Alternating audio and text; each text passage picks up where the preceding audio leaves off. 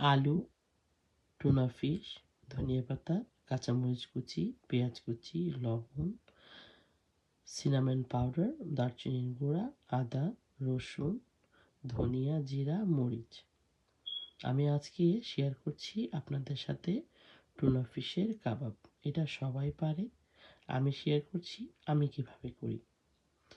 কেউ চাইলে আপনি এখানে একটু লেবুর রস ব্যবহার করতে পারেন। লেবুর রসের সাথেও এটা বেশ ভালো লাগে।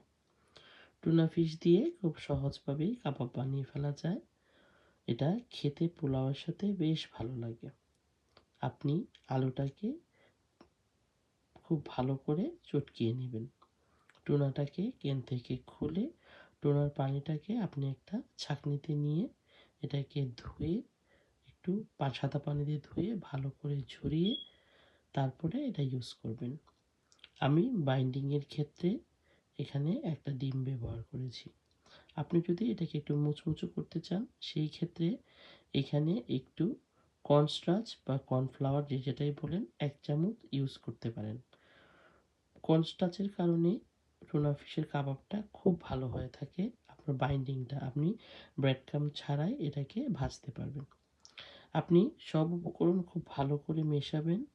যখন একটা আঠালো আঠালো ভাব হবে তখন বুঝতে হবে যে আপনার বাইন্ডিংটা পুরোপুরি ঠিক হয়েছে।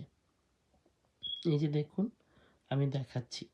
আপনি এই যে একটু হাতে করে নিয়ে দেখবেন, এই যে হাতে করে নিয়ে দেখবেন যে এরকম মুট করলে এটা মুট হয় কিনা। তখন বুঝবেন যে এটা ঠিক আছে। ছোট ছোট করে গোল গোল করে আপনি ব্রেড ক্রাম্বের গুঁড়ি বা ব্রেড ক্রাম্ব ছাড়াও ভেজে নিতে পারবেন।